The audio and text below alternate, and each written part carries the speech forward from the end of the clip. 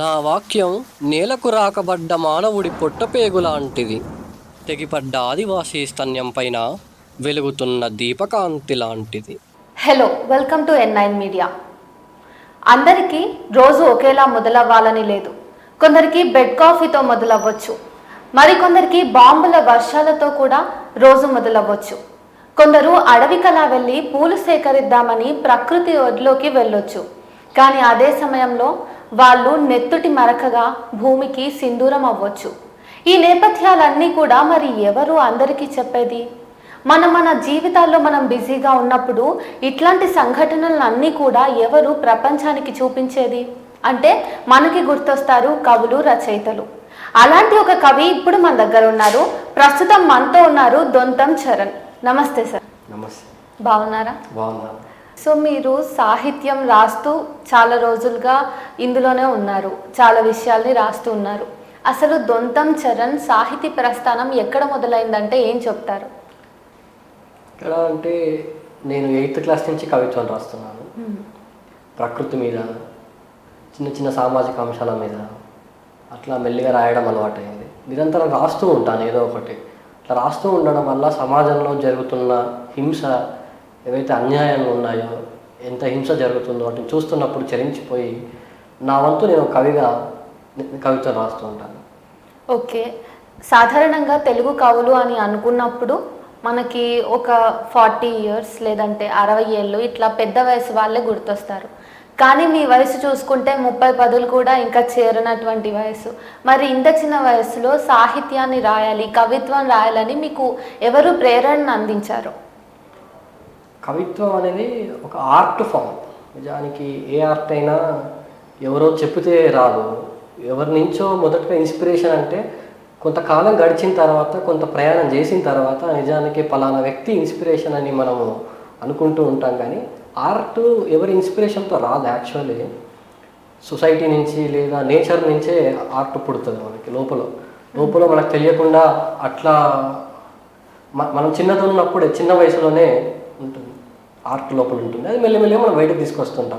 ఇప్పుడు చూస్తే ఎన్ని స్కూల్స్లలో చిన్నపిల్లలు పెయింటింగ్స్ వేస్తారు, కవిత్వం రాస్తారు. ఎందుకు ఒక 4th క్లాస్ పిల్లవాడు కూడా ఒక బుక్ వేస్తాడు, పోయిటరీ బుక్. సో నాది చిన్న వయసు అనుకుంటే నాకంటే ఇంకా చాలా చిన్న వయసు వాళ్ళు పోయట్స్ ఉన్నారు, పెయింటింగ్లు వేసే వాళ్ళు ఉన్నారు. ఆర్ట్ ఫామ్ అంతే. ఓకే, సో మీరు పుస్తకాల గురించి మాట్లాడారు కాబట్టి మీరు ఇప్పటికే 2 పుస్తకాలు వేస్తున్నారు. వాటి గురించి ఒకసారి చెప్పండి. నాది మొదటి పుస్తకం పేరు మట్టి కనుగుడ్ల పాట, రెండో పుస్తకం పేరు ఊహ చేద్దాం రండి. ఈ 2 పుస్తకాల్లో ప్రకృతి గురించి ఉంటుంది, ఈ అన్యాయాల గురించి ఉంటుంది. ముఖ్యంగా ప్రభుత్వం చేస్తున్న హింస ఏదైతే ఉందో, ఎట్లా అణచివేస్తుంది, ప్రజల్ని ఎట్లా అణచివేస్తున్నాయి, మాట్లాడే కవులు, రచయితలు, కవులు కళాకారుల మీద కానీ, ఆదివాసుల మీద కానీ, దళితుల మీద కానీ, మహిళలపై అట్లా ఎట్లా బిహేవ్ చేస్తున్నాయి, ఎట్లా అణచివేస్తున్నాయి, ఈ నిత్యం రోజువారి జీవితంలో నేను చూస్తున్న అంశాలని గురించి రాస్తూ ఉంటాను. ఆ 2 పుస్తకాల్లో ఎక్కువ సామాజిక అంశాలు, రాజకీయ కవిత్వమే ఎక్కువ ఉంటుంది. మీరు మాట్లాడుతూ అన్నారు కవులు కళాకారుల మీద రాజ్యం ఎట్లా చర్య తీసుకుంటుంది, ఎట్లా ప్రవర్తిస్తుంది అని. మరి మీరు కూడా ఒక కవియే. వాటన్నింటినీ మీరు ఎండగడుతున్నప్పుడు మీ రాతల ద్వారా అదే వ్యవస్థ, అదే రాజ్యం మిమ్మల్ని కూడా ఒకరోజు అరెస్ట్ చేయొచ్చో, లేదంటే మీ మీద కూడా చర్య తీసుకోవచ్చో అనే భయం కలగలేదా? భయం నాకు ఎప్పుడూ లేదు. ఓకే, చిన్నప్పటి నుంచి నేను పెద్దగా ఏ విషయాల పట్ల భయపడను. ముఖ్యంగా ప్రభుత్వం విషయంలో, ముఖ్యంగా కవిత్వ విషయంలో నేను ఎప్పుడు ఏ రోజు భయపడలేదు. ఎప్పటికీ ఆ భయం నాకు ఉండదు. ఓకే, నిత్యం నా చైతన్యం పెరుగుతూనే ఉంటుంది. మాలాంటి వాళ్ళకి, నిజంగా రాజకీయ కవిత్వం రాసే వాళ్ళకి, ఒక దృక్పథం ఉన్న వాళ్ళకి, మాలాంటి వాళ్ళకి నిత్యం చైతన్యం పెరుగుతూ ఉంటుంది, కానీ ఎక్కడ తగ్గదు. ఓకే, సో మీ దృక్పథం ఏంటి? మాలాంటి వాళ్ళ దృక్పథం అన్నారు. ముఖ్యంగా నాది ప్రశ్నించే గొంతు. నేను సహించలేను, అన్యాయాన్ని సహించలేను, ఒక దుర్మార్గాన్ని సహించలేను. అసహనాన్ని తెలుపుకోవడానికి నేను కవిత్వాన్ని ఒక ఆయుధంగా వాడుతాను. అసహనాన్ని ప్రతి మనిషి వ్యక్తీకరించాలి. నా వ్యక్తీకరణ కవిత్వ రూపంలో ఉంటుంది. ఓకే, సో మీరు రాసిన 2 పుస్తకాలని చూసుకున్నట్టయితే నిజంగానే మీరు అన్నట్టుగా అవి ధిక్కార స్వరంగాను, రాజ్యాల్ని ప్రశ్నిస్తున్నట్టుగాను, సమస్యల్ని మీరు చెబుతున్నట్టుగాను ఉన్నాయి. అయితే ఈ పుస్తకం నాతో ఒకటి ఉంది, ఊహ చేద్దాం రండి, మీ రెండో పుస్తకం. ఈ కవర్ పేజ్ విషయంలో కూడా నేను మిమ్మల్ని ముందు అడుగుతాను, ఎందుకంటే ఇది చూస్ చేయడానికి 40,000 వరకు మీరు పెయింటింగ్స్ని బాగా గమనించి ఆ తర్వాత దీన్ని ఫైనలైజ్ చేశారని. అంటే ఒక అంటే పుస్తకానికి మొదటి పేజీ, కవర్ పేజీ కోసం ఇంత శ్రమ తీసుకోవడం అవసరమా? ఎందుకు మీరు అంత తీసుకున్నారు? నేను ఇప్పటివరకు నా జీవితంలో ఎక్కువగా శ్రద్ధగా పనిచేసింది అంటే పోయిటరీ విషయంలో. నిత్యం చదువుకోవడము, ఏదో ఒకటి తెలుసుకోవడము, నేర్చుకోవడము, స్టడీ చేయడము. చెప్పాను కదా, అన్యాయ పట్ల మనము రాయడము, చాలా శ్రద్ధగా ఉంటాను. సో నేను బుక్ వేయాలి అనుకున్నప్పుడు నాకు పెయింటింగ్స్ అంటే చాలా ఇష్టం. ఆర్ట్ని బాగా చూస్తాను, బాగా ఎంజాయ్ చేస్తాను. సో నేను పోయిటరీ విషయంలో కన్విన్స్ అయినా, కాంప్రమైజ్ అయినా కూడా నేను ఒక పెయింటింగ్ విషయంలో కాంప్రమైజ్ అవ్వలేను. అందుకే నేను చాలా పెయింటింగ్ చూశాను, 40,000 పెయింటింగ్లు చూశాను, చివరికి నచ్చింది చేశాను. ఈ పెయింటింగ్ ఒక దేశంలో గోడ మీద ఉండే ఒక బొమ్మ అన్నమాట, గోడ మీద పెయింటింగ్ అది. Street art. నేను దాన్ని మన కంటెంట్కి, ఆ ధిక్కారానికి ఊహ చేద్దాం రండి అనే పేరుకి భలే సూట్ అయింది కదా అని నేను అది సెలెక్ట్ చేసుకున్నాను. సరే, కవర్ పేజ్ విషయం ఇట్లా చెప్పుకొచ్చారు, అండ్ మీరు మాట్లాడుతున్న ప్రతిసారి ప్రశ్నించటము, వ్యక్తీకరించడం అని మాట్లాడుతున్నారు. అయితే మీ పుస్తకంలో నేను ఇంకో పుస్తకం కూడా చూసాను, మట్టి కనుగుడ్ల పాట. దాంట్లో కూడా అంకితం అనేది ప్రత్యేకంగా అనిపిస్తుంది. అమ్మా నాన్నలకో, ఉపాధ్యాయులకో, బెస్ట్ ఫ్రెండ్స్కో అంకితం ఇస్తూ ఉంటారు సాధారణంగా. కానీ ఇక్కడ మీరు ఉద్యమకారులని పెద్దపీట వేసి వాళ్ళకే అంకితం ఇస్తున్నారు. ఎందుకు ఇట్లా? నేను అంకితం అనే పేజీని చాలా ప్రత్యేకంగా చూస్తాను. అంటే నేను తల్లిదండ్రులకు, స్నేహితులకు, లేకపోతే నాకు పాఠాలు చెప్పిన గురువులకు నేను అంకితం ఇవ్వదలుచుకో, ఎప్పుడూ నాకు ఆలోచన రాలేదు. నిత్యం నాకు చైతన్యం పెరుగుతుంది కాబట్టి నేను ఇన్ని కవితలు రాయగలిగాను. నేను ఎప్పటికప్పుడు నాలో పోరాట స్ఫూర్తి పెరుగుతుంది కాబట్టి నేను ఇన్ని కవితలు రాయగలిగాను, ఇన్ని బుక్కులు నేను బయటకు తీసుకొస్తున్నాను. అంటే ఇప్పుడు నా ఇన్స్పిరేషన్ ఉద్యమకారులు. ఆ ఉద్యమకారులను చూస్తూ నిత్యం నేను నేర్చుకుంటాను. ఇంకా నాలో ఉన్న ఫైల్ ఇంకా పెరిగి ఇలాంటి ధిక్కార కవిత్వం ఇంకా బయటకు వస్తుంది కాబట్టి నేను వాళ్ళకి అంకితం ఇస్తున్నాను. ఉద్యమకారుల నుంచి మీరు ప్రేరణ పొందుతున్నారు అన్నారు, అంటే మీరు ఒక లెఫ్టిస్ట్ అనుకోవచ్చా? కవులు రచయితలే మొట్టమొదటి ప్రతిపక్షం అంటాడు కవి. కాబట్టి ఈ దేశంలో అయినా ఏ దేశంలో అయినా కవులే మొట్టమొదటి ప్రతిపక్షం. ఎప్పుడు ప్రశ్నించే గొంతుగానే కవి ఉండాలి అని సమాజాన్ని చూసి, కవులను చూసి నేను తెలుసుకున్నాను. నేను అలాగే ఉండాలనుకుంటాను. ఓకే, ప్రస్తుత పరిస్థితుల్లో మిమ్మల్ని బాగా కలచివేసిన సందర్భాలు ఏంటి, విషయాలు ఏంటి? ప్రస్తుతం అంటే మన భారతదేశంలో ఆదివాసుల మీద యుద్ధం చేస్తున్నారు. కగార్ అనే పేరు, కగార్ అంటే చివరి యుద్ధం అని అర్థం. అంటే చివరిగా, ఇంకా చివరిది, ఇంకో చేయడానికి ఇంకో యుద్ధం ఉండదు అని చెప్తున్నారు. అంటే ఈ యుద్ధంలోనే ఆదివాసులందరినీ మేము తుడిచిపెట్టేస్తాము. యాక్చువల్లీ వీళ్ళు నక్సలైట్లను చంపుతామనే పేర్లతోని ఆదివాసులను చంపుతున్నారు. అంటే నిరాయుధులైన ఆదివాసులు 6 నెలల పసిపిల్లలను కూడా చంపేస్తున్నారు బాంబులతోని. పాలు పడుతున్న తల్లిని చంపేస్తున్నారు, పిల్లని చంపేస్తున్నారు. ఒక 12 ఏళ్ళ అమ్మాయిని నిలువుగా నిలబెట్టి దేహం నిండా తూటాలు నింపేశారు. ఇంత అమానవీయంగా చేస్తున్నారు, బాగా కలిసివేస్తుంది. తర్వాత పాలస్తీనా విషయం. పాలస్తీనాలో కూడా నిత్యం బాంబులు వేస్తూ ఆ పసిపిల్లల్ని వాళ్ళకి మతం అంటే తెలియదు, దేశం అంటే తెలియదు, ఒక పొలిటికల్ ఐడియాలజీ లేని వాళ్ళ మీద ఎట్లా యుద్ధం చేస్తారు? పసిపిల్లల మీద యుద్ధం చేయొద్దనే ఒక యుద్ధ నీతి కూడా పాటించకుండా నిరంతరం డే అండ్ నైట్ ఒక బాంబులు వేస్తూ అట్లా పిల్లల్ని చంపేస్తున్నారు. ఇప్పటికీ 36,000 మందిని చంపేశారు. అందులో దాదాపు 15,000 కంటే ఎక్కువగా పసిపిల్లల్ని చంపేశారు. ఓకే, సో ఇవి మిమ్మల్ని బాగా కలచివేస్తున్నాయి. అయితే పాలస్తీనా గురించి మాట్లాడుకుంటే ముందు మనం పాలస్తీనాకి సంబంధించి మీరు ఒక పుస్తకాన్ని కూడా తీసుకొస్తున్నారు అని విన్నాను, దాని గురించి చెప్పండి. మనం చూస్తూ ఉంటాం కదా, సోషల్ మీడియాలో కానీ, టీవీలో కానీ, మెయిన్ స్ట్రీమ్ మీడియా యుద్ధాన్ని ఎక్కువగా చూపించదు, యుద్ధాన్ని రొమాంటిసైజ్ చేస్తుంది. లేదు అంటే ఒక నియంత వైపు ఎవడైతే బాంబులు వేస్తున్నాడో వాడి పక్షాన్ని నిలబడుతుంది మెయిన్ స్ట్రీమ్ మీడియా. ఎక్కువగా మనకు కనిపించేది ఇప్పుడు సోషల్ మీడియా ద్వారా మనకి నిజాలు తెలుస్తున్నాయి. లేదంటే గాజాలో కొందరు జర్నలిస్టులు అక్కడ యుద్ధంలో స్వయంగా కళ్ళతో చూస్తూ వాళ్ళు రికార్డ్ చేసి ఈ ప్రపంచానికి చూపిస్తున్నారు.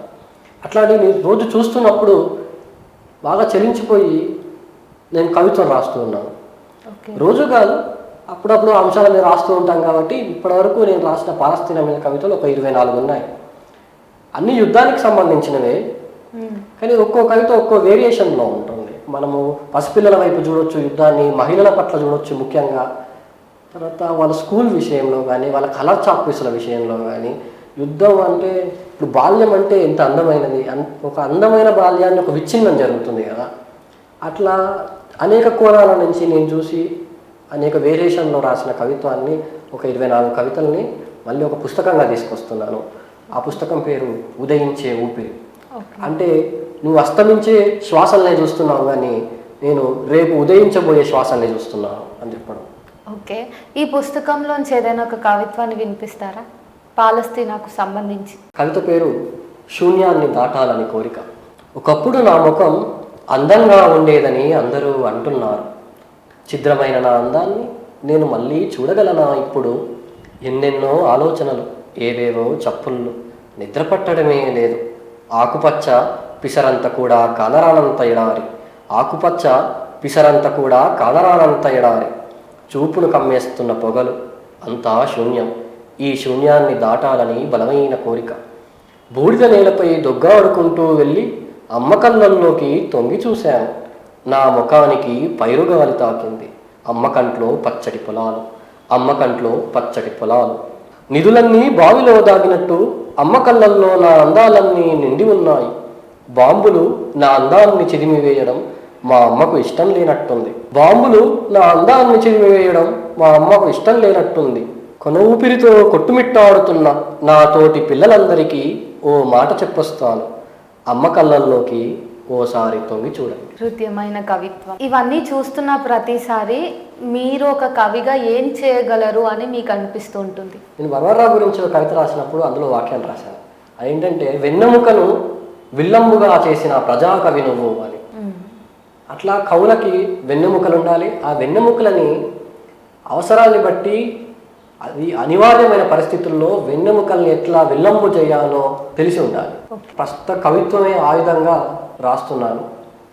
నిరంతరం మనం ఒక పొయిటిక్ ఎక్స్ప్రెషన్స్తోని, అంటే మిగతా వాళ్ళు చూడనిది ఒక ఆర్టిస్ట్గా, ఒక పోయెట్గా మనం వాటిని చూస్తూ సూక్ష్మమైన విషయాల్ని మనం ఒక పొయిటిక్ ఎక్స్ప్రెషన్తో మనం ఇస్తాం, కాంట్రిబ్యూట్ చేస్తాము.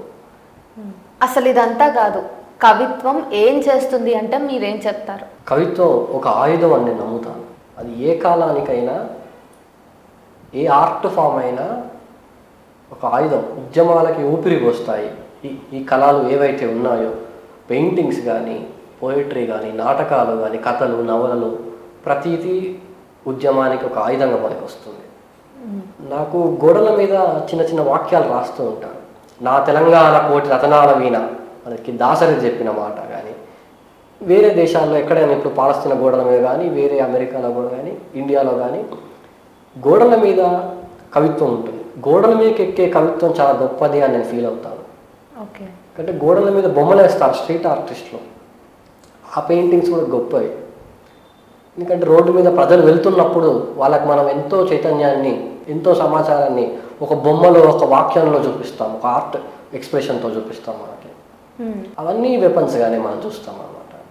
ఓకే, సమాజాన్ని మార్చగలిగే శక్తి కవిత్వానికి కవులకు ఉందా? సమాజాన్ని మార్చడంలో కవులు, రచయితలు ముఖ్య పాత్ర పోషిస్తారు. ఓకే, ఏ కాలంలో అయినా, ఏ సమాజంలో అయినా కవులు, రచయితలది సమాజాన్ని మార్చే విషయంలో కానీ, పెద్ద ఎత్తున మార్పును, విప్లవాలను తీసుకురావడానికి కానీ కవులు, రచయితలది చాలా పెద్ద పాత్ర ఉంటుంది. అయితే పాలస్తీనా గురించి మళ్ళీ మాట్లాడితే మనం ఈ మధ్య కాలంలో మన దగ్గర తెలుగులో కూడా పాలస్తీనాకి సంబంధించి యుద్ధ కవితలు ఎక్కువగా వస్తున్నాయి. ఈ విషయంలో మీరే కాకుండా ఇంకా కొంతమంది కూడా కాంట్రిబ్యూట్ చేస్తున్నట్టు తెలుస్తుంది. వాటి విషయాలు ఏమైనా మీకు తెలిస్తే పంచుకోండి. మేము యువకవులుగా కొంతమంది ఉన్నాము, ఒక గ్రూప్ ఫామ్ అయి ఉన్నాము. ఓకే, యంగ్ పోయట్స్గా మా తరపున మా వంతు మేము రాసిన కవిత్వాలను ఒక బుక్గా ప్రింట్ తీసుకురావాలనుకుంటున్నాము. ఓకే. యుద్ధానికి వ్యతిరేకంగా యుద్ధం ఆపివేయాలని ఇప్పుడు అమెరికాలో కానీ, లండన్లో కానీ, ఆస్ట్రేలియాలో కానీ వేరే వేరే దేశాలలో పెద్ద ఎత్తున ఉద్యమాలు జరుగుతున్నాయి. విద్యార్థులు, యూనివర్సిటీ విద్యార్థులు యూనివర్సిటీల్లో, రోడ్ల మీద దేశమంతా ఇలా ఉద్యమాలు చెలరేగుతున్నాయి. అట్లాంటి కాలంలో మా వంతు మేము భారతదేశం నుండి, తెలంగాణ నుండి, హైదరాబాద్ నుండి మా వంతు ఒక కవితల పుస్తకాన్ని ప్రింట్ వేయాలనుకుంటున్నాం. ఓకే. సో పుస్తకం పేరు ఇంకా ఏమీ అనుకోలేదు, పుస్తకంగా తీసుకొస్తాం. మీరు ఇంత సీరియస్గా సాహిత్యం రాస్తున్నప్పుడు మీకు ఖచ్చితంగా ఒక ఆదర్శం అనేది కానీ, ఒక వ్యక్తి ప్రేరణ మీ పైన ప్రభావం పడి కానీ ఇట్లా ఉంటుంది కదా. సో ఆ కవి లేదా రచయిత ఎవరు అన్నది మాకు తెలుసుకోవాలని ఉంది. ప్రస్తుతం నాకు ఇన్స్పిరేషన్గా ఉన్నది చెరబండరాజు వరవరరావు, మన తెలంగాణ నుంచి అయితే. ముఖ్యంగా నాకు దాశరథి కూడా చాలా ఇష్టం. ముఖ్యంగా నాకు ఉద్యమాలకు రాసే కవులు ఎవరైతే ఉంటారో నేను వాళ్ళని ఎక్కువగా చదువుకుంటాను అనమాట. అంటే వాళ్ళ కవిత్వం కంటే వాళ్ళ జీవితాన్ని ముఖ్యంగా నేను చూస్తాను. వాళ్ళ జీవితం నాకు మరింత చైతన్యవంతం ఇస్తుంది. నేను డిగ్రీలో ఉన్నప్పుడు నేను దాశరథి గురించి తెలుసుకున్నాను. అది ఎలా ఉంటుందంటే ఒక నరేషన్ అనమాట. ఇప్పుడు దాశరథిని పోలీసులు తరుముతూ ఉంటారు, దాశరథి పరిగెత్తుకుంటూ ఉంటాడు. ఆ పరిగెత్తుకుంటూ కవిత్వాన్ని గానం చేస్తాడు. అంటే అడుగు అడుగులో, ఆ పరుగులో పద్యాన్ని గానం చేస్తాడు దాశరథి. నిజాము రాజు మా తరతరాల బూజు, ఆ నిజాం రాజుని ఒక బూజు అన్నట్టుగా గానం చేస్తాడు. అట్లా జైలు గోడల మీద బొగ్గుతోని నినాదాలు రాసేవాళ్ళు, కవిత్వాలు రాసేవాళ్ళు. అంటే వాళ్ళ జీవితాన్ని ఎక్కువ ఆదర్శంగా తీసుకుంటాను. నాకు వరవరరావు కవిత్వాన్ని పూర్తి కవిత్వం కంటే కూడా నాకు అతని జీవితం ఎక్కువ తెలుసు. నాకు చెరబండరాజు జీవితాన్ని తెలుసుకున్న తర్వాతే అతని పూర్తి కవిత్వాన్ని నేను చదవగలిగాను. అట్లా కొందరు ఉద్యమకారుల జీవితాలే ఎక్కువ నాకు ఆదర్శవంతంగా ఉంటాయి. ఓకే. ఇప్పుడు మీకు నచ్చిన కవిత్వం చదవండి. నేను చదివే కవిత చెరబండరాజు రాసింది. కన్యలు లేనా పెట్టుకునేది నీలో నీ తరంలో ఇంకేమీ లేదా, దారుణాతి దారుణంగా దారపు పోగుల్లా తెగిపడుతున్న పచ్చని చెట్ల ప్రాణాలని చూస్తూ నిర్లిప్తంగా నించోటానికేనా ఏ సరిహద్దుల శాసన సర్పాలు నీ పాదాలని బంధిస్తున్నాయి, ఏ శిఖండి ప్రభుత్వాలు నీ చేతుల్ని వంచిస్తున్నాయి, ఏ భయసముద్ర తిమింగళాలు నీ శాంతి నౌకల్ని మింగేస్తున్నాయి, ధనలోపానికి పురుగులు వేసే ఏ వార్తాపత్రికలు నీ రక్తాక్షరాలని విరిచేస్తున్నాయి, కన్నీళ్ళేనా పెట్టుకునేది నీలో నీ తరంలో ఇంకేమీ లేదా.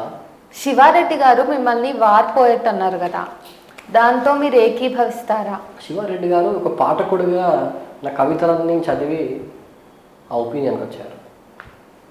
వార్ పోయట్ అంటే అది నన్ను, నా కవిత్వాన్ని చదివే వాళ్ళు నిర్ణయించుకునేది, నేను చెప్పేది కాదు. మీరు మీ పర్స్పెక్టివ్లో కవిత్వం చేస్తున్నప్పుడు, రాస్తున్నప్పుడు మీ దృష్టిలో మీరెవరు, మీ ఆలోచన ఎట్లా ఉంటాయి, అప్పుడు మీ మానసిక సంఘర్షణ ఎలాంటిది? పోయేట్టుగా నేను ఒక తిరుగుబాటు కవిని. ప్రతిక్షణం తిరుగుబాటుతనం ఎక్కువగా ఉంటుంది. అన్యాయాన్ని సహించలేను కాబట్టి, అసహనాన్ని చెప్తుంటాను కాబట్టి ఎక్కువ తిరుగుబాటు కవిత్వం రాస్తుంటాను. అమాయకులు కాదని కూడా మీరు ఒక కవిత్వం రాశారు, మీ ఊహ చేద్దాం రండిలో. ఆ కవితకి అసలు నేపథ్యం ఏంటి? అమాయకులు కాదు కవిత్వ నేపథ్యం ఏంటంటే, బీజేపీ కార్యకర్త ఒక దళితుడు మీద ముఖం మీద మూత్రం పోయడం లేదు. ఎంత అమానవీయమైన ప్రక్రియ అనేది అది చూసినప్పుడు నేను రాసిన కవిత. ఓకే. అమాయకులు కాదు, మల్లెకు తెలుస్తుంది, మందారానికి తెలుస్తుంది, మొక్కైన వాడికి మనిషి అయిన వాడికి తెలుస్తుంది, మేఘమై వర్షమై నీలముల్లో తలవాల్చిన నీటి చుక్కలకు తెలుస్తుంది, సీతాకోకలకు తెలుస్తుంది, హృదయాలపైన ఉచ్చపోసేవాడికి ఏం తెలుస్తుంది, ఊపిరి పరిమళమేమిటో, మట్టి కాలేని వాడికి ఏం తెలుస్తుంది, పువ్వు లాంటి మనిషి గురించి, మనిషి లాంటి పువ్వు గురించి, అసలు మనిషే కాని వాడికి ఏం తెలుస్తుంది, పూల పరిమళం నిండిన శ్వాసల సంగీతాల గురించి, ఊపిరి మీద ఉచ్చపోసేవాడికి ఏం తెలుస్తుంది, శ్వాసలెంత అందమైనవో, ఊపిరి మీద ఉచ్చపోసేవాడికి ఏం తెలుస్తుంది, శ్వాసలెంత అందమైనవో, చెమట చుక్కలు భూగోళమంత ప్రేమతో నిండి ఉంటాయని మట్టి పెళ్లకు తెలిసినంత స్పష్టంగా, పొలంలోని నీరుకు తెలిసినంత లోతుగా, చెమట పైన దాడి చేసే ఉచ్చకేం తెలుసు, రైతుల మీద ఉచ్చపోసే వర్గానికి అన్నం ముద్దల్లో చందమామలెలా కనిపిస్తాయి, అసలు చెమట చుక్కను అసహ్యించుకునేవాడు ఉచ్చనెలా ప్రేమిస్తున్నాడు, ఉచ్చనెలా ముఖాల మీద పారబోస్తున్నాడు అనుకుంటాం కానీ అలా నేర్పే వర్గం ఒకటి ఉంటుంది, అలా నేర్పే పార్టీ ఒకటి ఉంటుంది. పంటలకు తెలుసు, మంటలకు తెలుసు, ఊపిరి ధిక్కారం ఏమిటో.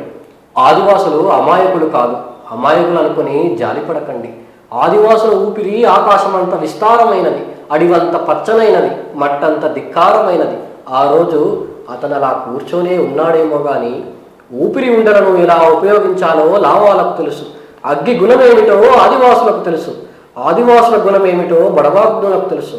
బడాబాబును ఉచ్చపోస్తే అడవి నశించిపోదు, అడవి లాంటి ఊపిరి అంతమవ్వదు. భూమికున్న జీవమేమిటో, శ్వాసకున్న సత్తా ఏమిటో ప్రజా పోరాటాలు ప్రపంచానికి చూపుతూనే ఉన్నాయి. సంఘటనలన్నీ కూడా మీరు సాధ్యమైనంత వరకు కవిత్వం చేస్తున్నారు. ఈ నేపథ్యంలోనే స్టాన్ స్వామి గారి 2 ఏళ్ల వర్ధంతి సందర్భంగా కూడా మీరు కవిత్వం రాశారు. దాని గురించి చెప్పమంటే మీరేం మాట్లాడతారు? స్టాన్ స్వామి చనిపోయినప్పుడు, స్టాన్ స్వామి జైల్లో ఉన్నప్పుడు నేను కవిత్వం రాయలేదు, స్టాన్ స్వామి చనిపోయినప్పుడు నేను కవిత్వం రాయలేదు. స్టాన్ స్వామి మరణించి మొదటి వర్ధంతికో 2వ వర్ధంతికో నేను కవిత్వం రాశాను. అంటే అంతకాలం నన్ను వెంటాడింది అసలు ఆ ఘర్షణ. ఆ 2 సంవత్సరాలు నేను ఘర్షణను మోస్తూ ఉన్నాను. అంటే స్టాన్ స్వామి ఒక ప్రజాప్రతినిధిగా, ఒక ఆదివాసీ కార్యకర్తగా, హక్కుల కార్యకర్తగా ఆదివాసులతో కలిసి పనిచేసేవాడు. అలాంటి యాక్టివిస్ట్ని జైల్లో వేసి నానా రకాలుగా హింసించి మంచినీళ్ళు కూడా తాగనివ్వకుండా చంపేశారు. రాజ్యాంగం ఎన్నో హక్కులు ఇచ్చింది అని మాట్లాడతారు. రాజ్యాంగం హక్కులు ఇవ్వదు, హక్కులను గుర్తిస్తుంది. హక్కులు పుట్టిన ప్రతి జీవికి, ప్రతి మనుషులకు అందరికీ హక్కులు ఉంటాయి, స్వేచ్ఛ ఉంటుంది. కానీ స్వేచ్ఛ హక్కులు మాత్రం రాజ్యాంగం ఇచ్చింది అనే భాష వాడుతూ ఉంటారు. కేవలం గుర్తించడం, రాజ్యాంగం గుర్తిస్తుంది, ఇవ్వదు. అయితే స్టాన్ స్వామి విషయంలో రాజ్యాంగం ఏమాత్రం పనిచేసిందని మనం మాట్లాడుకోవాలి. అంటే అన్యాయంగా, అక్రమంగా, చేయని నేరానికి జైల్లో పెట్టి అంతకాలం మంచినీళ్ళు కూడా తాగనివ్వకుండా చంపేసింది. అది స్టాన్ స్వామి మరణించినప్పటి నుంచి, జైల్లో ఉన్నప్పటి నుంచి, మరణించినప్పటి నుంచి నాకు వెంటాడుతూ ఉన్నప్పుడు ఆ వర్ధంతి సందర్భంగా నేను అప్పుడు అంతకాలం మోసిన దుఃఖాన్ని అప్పుడు ఒక కవిత్వంలో తీసుకొచ్చాను. అలాగే జిఎన్ సాయిబాబా గారిని కూడా ఈ మధ్య ప్రభుత్వం విడుదల చేసింది. సో ఆయనను విడుదల చేసినప్పుడు మీకు ఎట్లా అనిపించింది? ఇప్పుడు జిఎన్ సాయిబాబాని ప్రభుత్వం విడుదల చేసింది అంటే 10 సంవత్సరాలు నష్టపోయిన జీవితాన్ని ఎవరిస్తారు? ఇప్పుడు 10 సంవత్సరాలు జైల్లో పెట్టడం, అనేక రకాలుగా హింసించడం, మానసికంగా, శారీరకంగా, ఆర్థికంగా, ఎన్ని రకాలుగా అతను చేయవలసిన పనులను చేయనీయకుండా, అతను బయట ఉంటే ఎన్ని పనులు చేసేవాడు, ఎంత రాసేవాడు, రాయడానికి పుస్తకాలు ఇవ్వకుండా, పేపరు పెన్ను ఇవ్వకుండా, అంతటి చలికాలంలో కప్పుకోవడానికి బెడ్షీట్ కూడా ఇవ్వకుండా నానా రకాలుగా హింసించారు. ఈ 10 సంవత్సరాల కాలం అతను కోల్పోయిన జీవితాన్ని ఎవరిస్తారు? అంటే ఇప్పుడు శిక్ష ఎవరికి వేయాలి? శిక్ష వేసిన వాడు నేరస్తుడు కాదు అని నిరూపణ జరిగిన తర్వాత ఇప్పుడు శిక్ష ఎవరికి వేయాలి? మనం అందరం కలిసి పోలీసుల మీద కేసులు పెట్టాలి, ఎన్ఐఏ మీద కేసులు పెట్టాలి. ఎన్ఐఏ రాత్రికి వచ్చి ఇళ్ళ మీద పడి అర్ధరాత్రులు ఎత్తుకుపోతాయి, పోయి జైల్లో వేస్తాయి. ఇప్పుడు మనమంతా కలిసి చేయాల్సిన పని ఏంటంటే ఎన్ఐఏ మీద కేసులు పెట్టాలి, పోలీసుల మీద కేసులు పెట్టాలి. అక్రమంగా చేయని నేరానికి తీసుకెళ్ళి 10 సంవత్సరాలు జీవితాన్ని పోగొడుతూ ఉంటే, జైల్లో వేస్తుంటే శిక్ష ఎవరికి వేయాలి? ఇప్పుడు ప్రభుత్వాలు మనం అడగాల్సిన పని అదే. విడుదల చేయడం న్యాయం జరిగినట్టు కాదు. సాయిబాబాని విడుదల చేసే కాలానికి సాయిబాబాతో పాటు ఇంకొక ఆదివాసీ పాండు అనే వ్యక్తి కూడా నేరస్తుడు కాదు అని నిరూపణ జరిగింది కోర్టులు. అతను చనిపోయాడు. అతను మరణించిన తర్వాత, అతను చనిపోయిన తర్వాత ఈ తీర్పు వచ్చింది. అంటే ఎన్ని రకాలుగా హింసిస్తాయో మనం గమనించవచ్చు. అయితే మీరు రాసిన వాటిలో ఒక వాక్యం ఉంది, ఏ కాలానికైనా కొడవలి మాత్రమే చంద్రుడు అని. అంటే మీరు ఆయుధం చేతిలో ఉంటే మాత్రమే ఒక మనిషికి న్యాయం జరుగుతుందని భావిస్తున్నారా? ఇందాక కూడా రాజ్యాంగం, ఇప్పుడు సాయిబాబా గారి గురించి మాట్లాడినా రాజ్యాంగం పరంగానే మాట్లాడాల్సి వస్తుంది. సో మనకంటూ ఒక రాజ్యాంగం ఉన్నప్పుడు మీరు మళ్ళీ ఈ ఆయుధాలని ప్రేరేపించడం ఎట్లా తీసుకోవచ్చు? మేము పాత జన్మనాట్య మండలి పాటల్లో ఒక వాక్యం ఉంటుంది, ప్రజలకు లేని ఆయుధాలు పోలీసులకు ఎందుకు అని. ప్రజలకు లేనప్పుడు ఆయుధాలు మరి పోలీసు వ్యవస్థకు ఎందుకు? పోలీసులు ఎక్కడ ఉండాలి? మిలిటరీ బలగాలు ఎక్కడ ఉండాలి? ఆదివాసీ ప్రాంతాల్లో మిలిటరీ బలగాలకు ఏం పని? ఆదివాసులను చంపడానికి మిలిటరీ బలగాలు ఎక్కడో బార్డర్లో ఉండాల్సిన మిలిటరీ బలగాలు ఎందుకు అడవిలోకి వస్తున్నాయి? ఇది మనం ఆలోచించాలి. రాజ్యాంగంలో ఉన్న చట్టం ప్రకారమే ఆదివాసీ ప్రాంతాల్లోకి అడుగు పెట్టడానికి పోలీసులకి హక్కు లేదు, అధికారం లేదు. ఒక ఆదివాసీ ప్రాంతం యొక్క గ్రామ పంచాయతీ అనుమతి లేకుండా అడుగు పెట్టడానికి పోలీసులకు హక్కు లేదు. అలాంటప్పుడు 70 లక్షల మంది, 70 లక్షల పోలీసు బలగాలు, 70 లక్షల పోలీసులు అంటే వాళ్ళు అర్థం చేసుకోవచ్చు ఎంత హింస జరుగుతుందని. అక్కడ అడుగు అడుగున ఒక క్యాంప్ ఉంటుంది, అడుగు అడుగున ఒక పోలీసుల క్యాంపు, మిలిటరీ క్యాంపులు ఉంటాయి. క్యాంపులు ఎందుకు ఆదివాసులకి? ఆదివాసీ ప్రాంతంలో క్యాంపులు ఎందుకు? ఎక్కడో బార్డర్లో ఉండాల్సిన పోలీసులు ఇక్కడికి ఎందుకు వచ్చి చంపుతున్నారు అంటే యుద్ధం ఎక్కడ జరుగుతుంది? యుద్ధం పక్క దేశాలతో కాదు, మన దేశంతోనే, మన దేశ ప్రజలతోనే యుద్ధం జరుగుతుంది. ఆదివాసులు చంపడానికి డ్రోన్లు వాడుతున్నారు.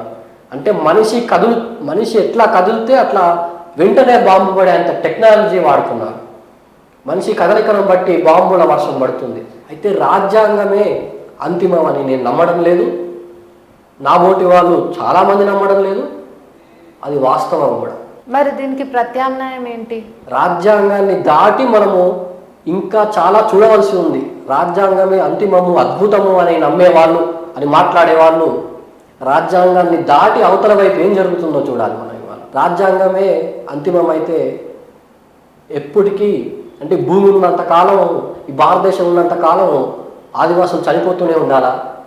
ఆదివాసీ పిల్లలు చనిపోతూనే ఉండాలా? స్టాన్ స్వామి లాగా జైల్లోనే మంచినీళ్ళు లేకుండా చనిపోతూ ఉండాలా? రాజ్యాంగమే అంతిమం అయితే జిఎన్ సాయిబాబా లాంటి వాళ్ళు ఎంతోమంది, ఇలా ఆదివాసులు దళితులు ఎంతమంది ఉన్నారు? వేల మంది అలా జైళ్ళలో మగ్గుతున్నారు, జైళ్ళలోనే మరణిస్తున్నారు. వాళ్ళ పిల్లలు జైళ్ళలో పుడుతున్నారు, జైల్లోనే చస్తున్నారు. రాజ్యాంగం అంతిమం అని ఎక్కడ నిరూపణగా లేదు. ఓట్లు వేసేటప్పుడు మాత్రమే రాజ్యాంగం ప్రజలకు పనికొస్తుంది. ఆ ఓటు మిషన్లో ఓటు నొక్కడానికి మాత్రమే. ఆ వేసిన ఓటు కూడా మనం అనుకున్న వ్యక్తికే పోతుందని కూడా నమ్మకం లేదు. మనం వేసిన ఓటు రేపు ఓడికో వెళ్ళొచ్చు. ఈవీఎం మిషన్లు కూడా హ్యాక్ అవుతున్నాయి. అలాంటి కాలంలో రాజ్యాంగం మీద ఏ ప్రజలకు నమ్మకం ఉంది? ఓట్లు వేసే సమయానికి నమ్మకం ఉంటుంది, ఆ తర్వాత మళ్ళీ మారణహోమం అయ్యి అలా బాంబులేసి డ్రోన్లతో చంపుతున్నారు ఆదివాసులని. కగారు యుద్ధం అని, అంతిమ యుద్ధం అని. ఇప్పుడు పాలస్తీనా విషయానికి వస్తే ఇన్ని దేశాలు ఉన్నాయి, ఇన్ని దేశాల రాజ్యాంగాలు ఉన్నాయి, ఇంటర్నేషనల్ కోర్ట్ ఆఫ్ జస్టిస్ ఉంది, ఇన్ని దేశాల న్యాయ వ్యవస్థలు ఉన్నాయి. ఏ రాజ్యాంగం ఏ పసిపిల్లల్ని కాపాడింది ఇప్పటి వరకు? స్పెయిన్ అంతర్యుద్ధం జరిగినప్పుడు ఒక నియంత, ఫ్రాంకో అనే నియంత ఉండేవాడు. ఆ నియంత కొంతకాలం పరిపాలించి ఇంకా మీకు ఎలక్షన్లు పెట్టడానికి అనుమతి ఇస్తున్నాను అనుకోండి అన్నాడు. ఎలక్షన్లు పెట్టుకున్నారు, ఎలక్షన్లో కొందరు గెలిచారు. ఎలక్టెడ్ పార్లమెంట్ మెంబర్స్కి మీకు అధికారం ఇవ్వని పోండి అన్నాడు. ఒక నియంత ఎలక్షన్లు పెట్టుకోవడానికి అనుమతి ఇచ్చి గెలిచిన ఎలక్టెడ్ పార్లమెంట్ మెంబర్స్కి మీకు అధికారం ఇవ్వని పొండి అన్నాడు. అప్పుడు రాజ్యాంగబద్ధంగా ఎలక్ట్ అయిన పార్లమెంట్ మెంబర్స్ తుపాకులు పట్టుకోవాల్సి వచ్చింది. అంటే ఏ రాజ్యాంగం వల్ల స్వయంగా అన్యాయం జరుగుతున్నదో వాళ్ళు గమనించి చూసి సహించలేక తుపాకులు పట్టుకున్నారు.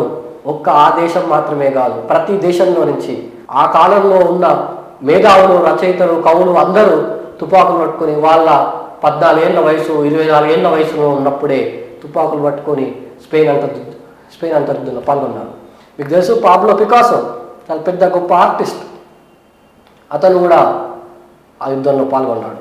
అంటే ఏ రాజ్యాంగాన్ని నమ్ముకొని బ్రతుకుతున్నారో, ఏ నాయకులకి రాజ్యాంగాల మీద నమ్మకం లేదు, ఏ ప్రజలకి రాజ్యాంగాల మీద నమ్మకం లేదు.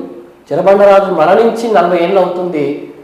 ఆనాడే రాశాడు పాటలు, కవితలు. జనన్యాయం కోర్టులలో గొంతు నిలిమి చంపబడేను, జనన్యాయం కోర్టులలో గొంతు నిలిమి చంపబడేను. ఇంకా అదే జరుగుతుంది.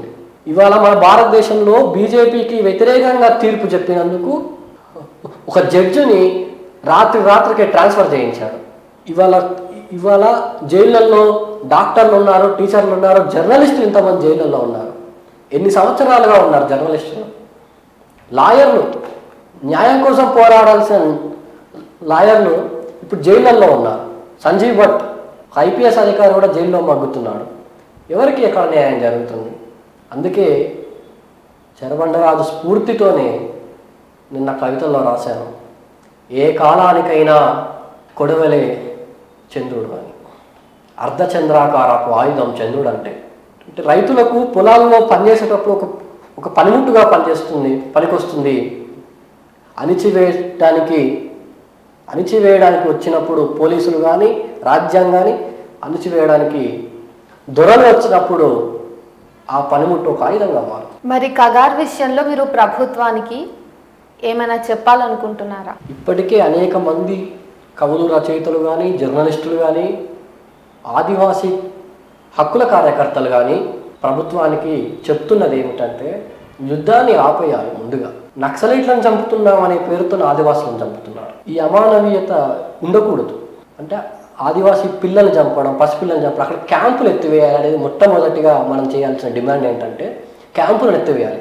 70 లక్షల మంది మిలిటరీ బలగాలు వాళ్ళని వెనక్కి వెళ్ళిపోమని ఒక పోరాటం జరుగుతున్నది. ఎట్లా అయితే మనం ఢిల్లీలో ఒక రైతు పోరాటం జరిగిందని మాట్లాడుకుంటున్నాం, అంతర్జాతీయంగా ప్రపంచంలోనే మొట్టమొదటి నిరసన తెలిపే పోరాటం అంటే శాంతియుతమైన పోరాటం అని మన ఢిల్లీ రైతు పోరాటం చరిత్రలోకి ఎక్కింది, రికార్డులోకి ఎక్కింది.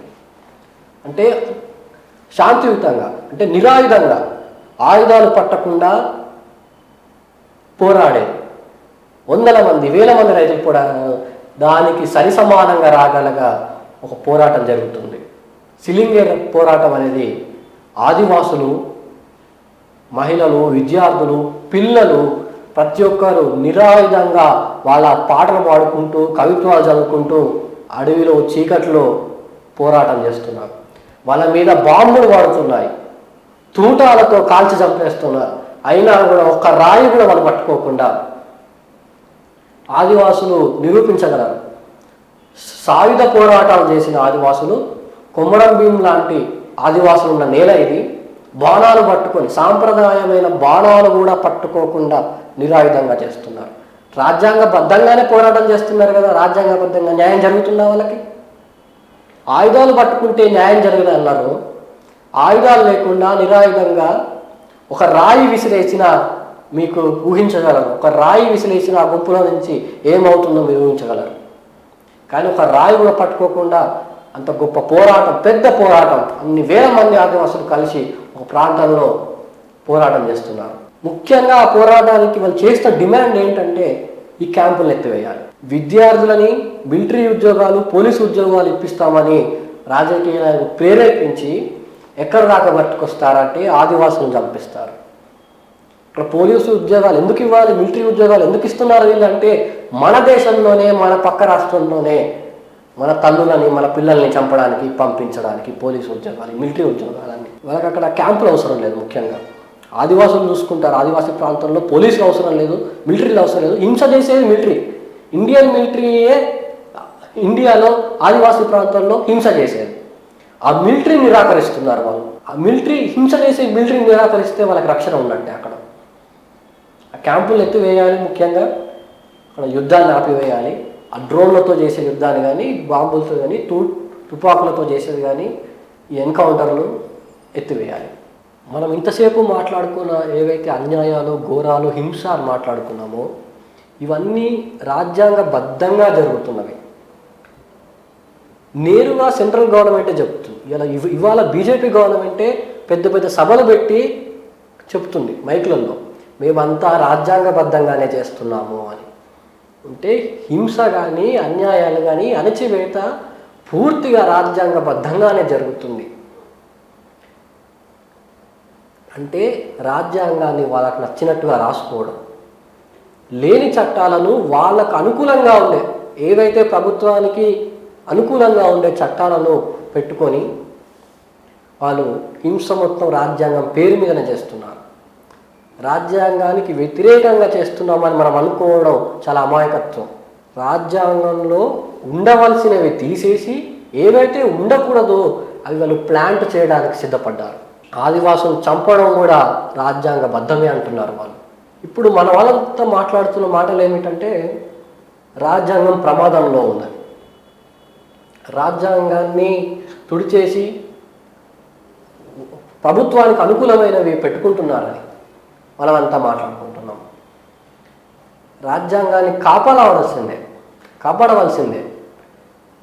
రాజ్యాంగానికి హాని జరుగుతుంది అని మన ఒక స్పృహతోని రాజ్యాంగాన్ని కాపాడవలసిందే. కానీ రాజ్యాంగమే అంతిమమా అనే ప్రశ్న మనం అందరం వేసుకోవాలి. నిశ్శబ్దం నా భాష కాదు, గాలిలో దీపం నా భాష కాదు, కొడవలితో రాస్తాను కవిత్వం, నా భాష గజ్జల సవ్వడి, నా భాష సాయుధం, పోరాటం నా ప్రాణవాయువు, లొంగుబాటు నాది కాని ప్రపంచం. నేను రైతుని కాదు కానీ నాది కొడవలి భాష, నేను కార్మికుడిని కాదు కానీ నాది నిప్పుల భాష, సంఖ్యలు తెంచడానికి ఎప్పుడూ ఒక భాష మిగిలే ఉంటుంది చూడు, అదే నా భాష. సంఖ్యలు తెంచడానికి ఎప్పుడూ ఒక భాష మిగిలే ఉంటుంది చూడు, అదే నా భాష. సో చిట్ట చివరి ప్రశ్న, మీ కవిత్వపు అంతిమ లక్ష్యం ఏంటి? కవిత్వం ఒక 10 మందిని దగ్గర చేస్తుంది. ఎట్లాంటి కవిత్వం అయినా ఒక 10 మందిని దగ్గర చేస్తుంది, ఒక 10 మందికి చైతన్యాన్ని ఇస్తుంది. లేదా మనలో ఉన్న చైతన్యాన్ని ఎక్కడో మనమే చంపేసుకుంటున్న కాలంలో మన చైతన్యాన్ని మనకి గుర్తు చేస్తుంది. మనలో ఉన్న అగ్నిని మనకి బయటకు తీసుకొచ్చి చూపిస్తుంది. అగ్నిని ఆవాహన చేసుకోండి అని బెంగాలీ కవితలో ఉంటుంది. అగ్నిని ఆవాహన చేసుకోవడం అంటే నా జీవితంలో నా మట్టుకు చెరబండరాజు లాంటి వాళ్ళని, వరవరరావు లాంటి వాళ్ళని ఆవాహన చేసుకోవడం, వీళ్ళ నుంచి నేను ప్రేరణ పొందడం, వాళ్ళ కవితలు పాటలు పాడడం, ఆ ఇన్స్పిరేషన్తో నేను ఇంకా ముందుకు వెళ్ళాలని, ఇంకా మరిన్ని కవితలు ఈ ఉద్యమాలకి, పోరాటానికి నేను కాంట్రిబ్యూట్ చేయాలని అనుకుంటున్నాను. Poetry is a weapon. Thank you so much sir. ఇదండి ఇవాళ ఇంటర్వ్యూ. మరో ఇంటర్వ్యూతో మళ్ళీ కలుద్దాం. Signing off N9 media.